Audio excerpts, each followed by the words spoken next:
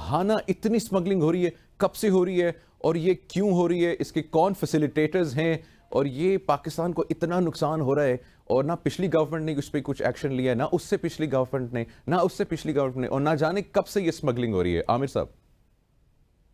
دیکھیں، میں نہیں سمجھتا کہ یہ حیران ہونے والی بات ہے۔ یہ پاکستان میں سب لوگوں کو پتا ہے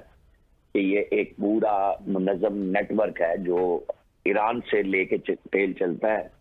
اور پاکستان میں، بلکہ شاید یہ غلط نہ ہوگا کہ اسلام آباد تک بھی پہنچتا ہے۔ اب کیسے پہنچتا ہے؟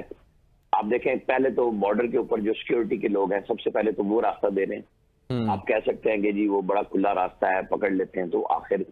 اتنا پیٹرول جو ماہانہ اب جا کے آئی ایم ایف بھی جس پہ بول دیا جا رہا ہے، آئی ایم ایف کا اعداد و شمار تو ہمارے ہی گئے، کیونکہ ہم نے اب ایک منظم کمپین شروع کی، اور یہ کمپین بھی پہلی دفعہ نہیں ہوئی۔ آخری دفعہ میں آپ کو بتا دوں، لیٹسٹ ترین وہ تھی جب شیخ رشید وزیر داخلہ تھے، اخبارات میں، ٹیلی ویژن پہ مہم چلائی گئی، اشتہار دیے گئے، اور اس کے چند دن کے بعد وہ ختم ہو گئی۔ ایشو یہ ہے کہ آپ سب سے پہلے تو بلوچستان میں یہ اس لیے شروع ہوئی کہ آنکھیں بند کی گئی کہ دور دراز علاقوں میں پیٹرول پہنچتا نہیں۔ آپ کے اور ہمارے بہت سارے عام سیٹلڈ ایریا میں بھی ڈپو بنے ہوئے ہوتے ہیں پیٹرول کے، جو کہ پیٹرول کے ظاہر ہے کہ وہ پراپر کمپنیوں کے تو نہیں ہوتے، لوگوں نے لیا ہوا ہوتا ہے۔ تو اسی طرح بلوچستان سے یہ آغاز ہوا،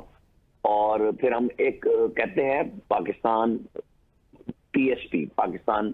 پولیس سروس آف پاکستان، تو اس کو مذاق میں لوگ چھیڑتے ہیں پیٹرولیم سروسز آف پاکستان، کیونکہ پولیس افسران کے بے پناہ پیٹرول پمپ ہیں، شاہراہوں پہ ہیں، اور پھر یہ ایک پروٹیکشن کا سلسلہ ہے۔ ظاہر ہے 30، 40، 50 روپے تک کی